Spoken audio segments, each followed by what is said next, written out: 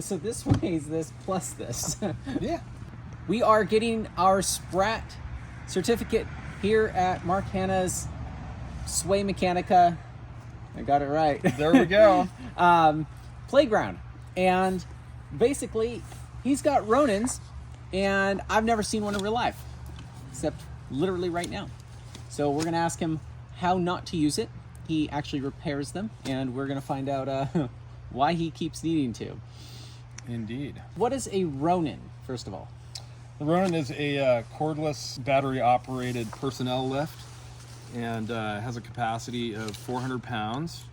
And approximately in good summertime weather, when it's warm, we can get 750, 800 feet of climbing out of the thing, and it has a descent function as well. When it's cold, how much does that get reduced? Depends how cold it is. It's 32 degrees Fahrenheit. It's kind of like a phone. Think of it like a phone battery or anything else with modern batteries. The battery life just is better when it's warm. So Okay. I think typically less than half, or is it's probably like 500 feet. Okay. Yeah. Um, and can you take another battery with you, or just have them on the Absolutely. job site? I assume. Yep, you can have an infinite amount of batteries for, and they're Are you limited on runtime because you can just swap them out? yeah, you can just swap them out as they get depleted. Okay. Sure. I almost bought this for hauling on rope jumps and just kind of like the stuff I do, but there's a couple of reasons I didn't use it for what I was doing. So you have to feed the rope in. This doesn't open. Correct. You know how to open them, Yes, yes. but you're not supposed to open them. Please do not open them. Okay, and then this is the handle. This is the spout, and what's the eye for? The eye is another rigging point. You can Okay. essentially hang these upside down either way. They'll go either direction. Yes. Okay, They don't really care which direction the load is going through the device. and this is the motor, which is Correct. kind of what makes it feel a little awkward in my hand. 4.5 horsepower. But I don't have the battery installed. Will you install the battery for me? I will.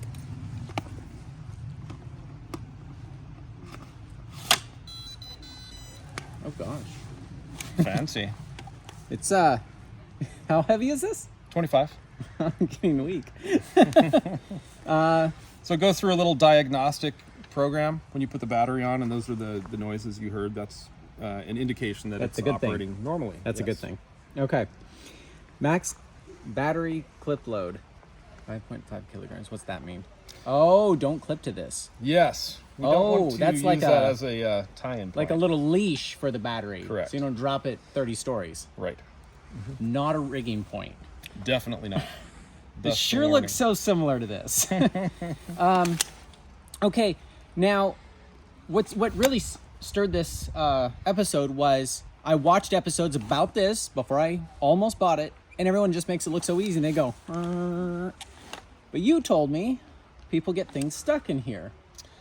And you had issues, and you became a repair guy because there's nobody around this Pacific Northwest area that repairs these. Correct. Whoa, what happened to yours? What do you see now? Well, I think that it's a lot of folks have a myriad of different ropes in their stockpiles in their kit, and they're tempted to just put any kind of rope in this, and that's really the main mistake that people make. It needs to have a specific sheath configuration, 32 carrier or finer, so it's a very smooth sheath. This is a piece of Teufelberger KM3 Max, and you can see it has a very, very fine. And you said this is different than KM3 normal. KM3 is different than KM3 Max. You Yes. have to have a KM3 Max. Or other approved ropes. There's a whole There are a list list. of approved ropes. This is one of them. Now, sometimes I don't always read the instruction manual. If I do, if I decide to do, if it's like in cartoon form like Petzl has, I've learned that I can bend some rules. And I think some people think they can do that with this. What happens if you bend that rule? If you bend that rule and use a much coarser sheath configuration, this device does a good job of really pressing the rope and applying friction to it, and it can take that more coarse sheath and literally open up that sheath and it'll press the fibers of the core out. And that essentially just rips the rope and wraps it around the axle. So are you stuck, or is it just desheathing as you go up? No, it will just get stuck. So you're stuck, and now you have a section that's just showing the core It destroys the rope, yes. while you're on it. Yeah, so it's very important to use the correct rope. Very important. And then you have to cut the sticker that says don't open, Yes. open it up. Do you have to replace the guts or just clean out the mess? Depends on how long they kept pressing the button, frankly. Oh, because it'll grind the gears. Yeah, it can, being a 4.5 horsepower motor, it can do a lot of damage to the metallic components inside. So this is a portable shredder. It can be with the wrong rope, or Okay. if you don't prepare the rope in the right manner, leaving Meaning what? a taped rope end or any sort of tape or debris or anything like that on the rope, that also gets stuck in there and defeats the operation and damages things. What was the weirdest thing you said got stuck in there once? Most recently, last week, a plastic garbage bag. And, it was a warranty return, so I opened the thing up, and here's this. How do you get a plastic bag? Why is there a plastic bag on this? They were trying to keep the unit dry, reportedly. Is that like a concern? Are these waterproof? They are reasonably waterproof. Okay, because it sounds like something I would try. But, you got what, sucked in the hole? Yeah, and just spun around. I keep putting my finger in this. I have a feeling that's just something I really probably not a shouldn't good do. Is that also the instructions I'm not reading? Yeah, probably. All right. So this is without the motor. That's what This is without unit the is. motor, and really this is a black box kind of device that has mystical parts and pieces inside, but really it's a pretty simple device. This is a drive shaft. This Okay. is what actually The cases applies pressure to it, to the rope, and this is a channelized path for the rope to travel, where it gains that friction and basically gets spit out through that side. Oh, through that hole right there. Yep. So it goes around and then up. It goes So goes around and then out. Oh, it's going in 3 circles. Yes, there's actually Oh, wow. three paths that it goes through. Does that three twist the rope? No. Interesting. I could see why that would shred it. Yeah, it's a tight tolerance fit, so And this debris is and extra stuff in there is 10 not a and good 11 thing. mil, or is it like just one diameter? I believe this newest updated model is 10 to 13. Oh, it has a range Yeah. of diameters, Yes. but not a range of type. No. It likes smooth. It likes smooth. And why all this empty space? Those plastic- are parts that aren't in there right now. Oh, gotcha. Yeah, there's an entire tensioning mechanism and essentially a brake shoe that pushes up against the rope. I thought that's where the plastic bags get stored. Like, And that we do store plastic bags, pine needles, debris, rocks, dirt. is that what's in here? Or is Yeah, that just not? yeah. There's some other parts in there. I like seeing how stuff works before I trust my life to it, even though I'm sure it's been tested a bunch. Where does that go? That's the tensioning mechanism that essentially goes in here and presses against the rope. Oh. So it's got an adjustable tension knob right here that applies tension to it. And that's moving that device, or that Yes. component. It essentially presses on the rope more vigorously. More vigorously, and the rest of these don't look that important. So how is this rope prepared? This rope is prepared. There's a written and video instructions on the Ronin website on how to properly do this. Essentially, you extract, you make a clean cut in the end of the rope with no tape or all of that stuff's off of it, and extract the core out, cut about a ½ inch off, kind of re-milk it over the thing, and then melt it at the end into a tapered bullet looking thing. You don't want it getting fuzzy like some ropes do. Right. Yeah, we don't And want you that. don't want it cut at an angle, tapered. No, it needs to be this kind of tapered. So you bullet have to shape. listen to them. Absolutely. This is one of the one products I feel like I really should listen to. It's very important to do that, because if you have a bunch of loose mess out at the end, it's just going to get sucked into this Yeah. wonderful device and wrapped around that bearing and axle and destroy your new machine. And then they have to call you. So you're trying to put people out. You're trying to put yourself out of a job. Please. You have other Yeah, stuff to I be have doing lots. than fixing people's whoopses. Indeed, I have a lot of other things Because their newest to focus on. Sure. updated version 2 or whatever you call it isn't having issues outside of people misusing it. Correct. Cool. Yep. We've come a long way. It's good. Cool. So loading the rope. The battery's on. We're showing a green light. And really, you put it in here. Excuse me. We've got a little instruction. Turn knob right to load the rope. Turn knob left to ascend. So we're just going to do what they say, and we're just going to turn the knob to the right. Read instructions for use. And we don't have to crank it down to the point where we're feeling like it's becoming super difficult, but we want to get it snug and to the right to load it. And then we simply grab, this is the dead man switch back here, which allows, this enables this thumb wheel switch. So we see that being drawn in. There we go, thank you. Yep, you see, it tapped that. Did everybody see that? Okay, yep. We'll B-roll it later. Yeah. You'll draw the rope in until it touches that. Then you reach over and just simply pop that out. Looks like a noodle maker. It's a noodle maker. So in doing that, it sucked in the rope and went around 3 times and spit it out under tension. So we're still under the loading tension, which is very low right now. So left to ascend, once we want to put our loaded weight on it, we turn it to the left and it tensions against that rope and doesn't allow it to freely spin. If you ever are using this device and note that the rope is not moving but the motor is running, stop, give it more tension, because that's really hard on your rope. That's a lot of the early users of this equipment. You know, it's kind of a finesse thing and you have to get used to how that works. But so we want to get all the slack out of it? Because yeah, that's quite a or bit. do we do it over there? You can do it over there and just drag this over.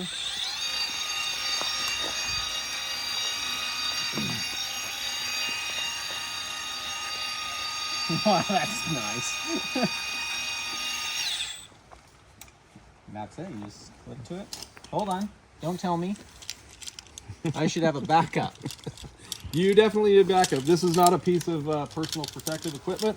It's not rated for impacts or catching falls. We need to have a separate, independent rope access style backup. Which would be this other very cheap piece of gear called an ASAP. Indeed. Okay, so I want to connect to this to my ventral loop here. Is that correct? Correct. Do we want a swivel? Oh, do I want a swivel? You Is can use that a thing? swivel. The swivel is kind of nice because it allows you to, as you notice, that motor kind of juts out on one side. It's nice to be able to, if you're coming up against an obstruction, just to kind of swivel it out of the way very simply, and we have swivels. Should I go grab them? They are in... I am attached. Do these need to be rated for anything specific? Some swivels are, some swivels aren't. And I'm going to trust my life, or half my life. It's a life supporting object, so it should be rated, yes. And this one's rated CE. Anything else? 40K in. That should be plenty for the intended application. Just because they stamp a number on there. Yeah, we know that. Yep. All right. So that puts it a little further away, but it's still within. Do I have to feed it out, or I to let it spit out the noodle? In the upward direction, you do not have to mind this. It's Okay. going to mind itself. But that dead man switch is very soft. Yes, you want that. You don't want to. I don't want it to be hard, but like on booms and stuff, it's Right, a little different. So just a quick note. This is the up direction. Yeah. Is operating the thumb wheel, and the down. yeah.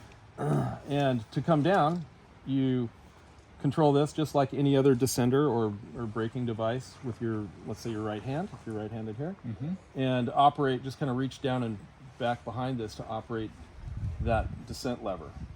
So if something happens in the device and it starts to slip and go fast or something, the automatic cam in here engages and stops you, but it's also a descent. Is the motor get really hot? I should be careful not to No. touch my arm. That's fine. No, as well. I've never experienced that even with long climbs, 300 or 400 feet. It doesn't Why does it really go up hot. just a little and then not? So down to go up. So it's down. So the up feature doesn't do anything. Hey. Down is up, See you later. and up is nothing. Oh God! Oh wow! That's fast. Oh, you got to really mind your backup. That you do. Okay. So if you put the backup over your shoulder, I can hold it and it should I got him. keep it at the right angle. Wow. Should I lift myself up into this? Put your backup up. There we go. Up over your shoulder. Oh, you're going to hold it tight for me. Yep. I'll give you a I little see what down. you're doing. I see what you're doing. Oh, come on. Oh, wow. That's so much easier than what we've been doing. For a week. For a week. Wow. Okay, so I want to mine this. Yes. So the tension knob, the red tension knob, actually can give you less speed or more speed on your descent, based on your body weight, whatever you want. Okay.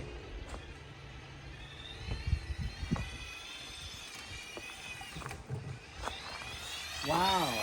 So it's an unpowered descent, essentially. Wow, that is fun to go up without like any work.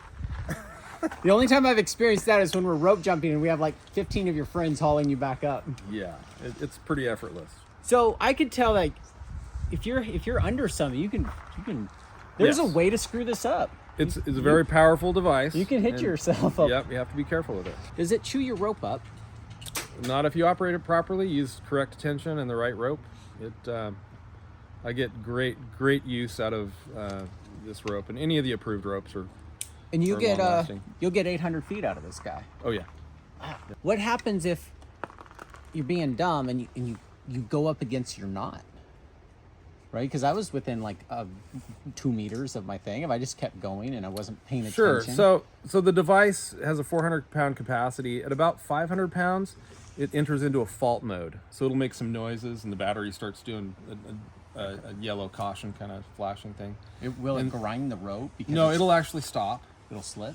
It'll stop. It'll just stop, and then it's up to you to engage your descent because you don't need any power to descend with it. Gotcha. And it'll Which is good come if your down. battery dies. Right. Uh, Absolutely. That's a good design. Cool. Well, thanks for sharing about how this works because a lot of videos made it look. They only showed the cool side, Indeed. not indeed. the It's, not the details. just needs to be properly outfitted and maintained. They need to go in for annual service to replace some of the wear parts and keep up on it. We don't need to brake test it. All of his clients already have.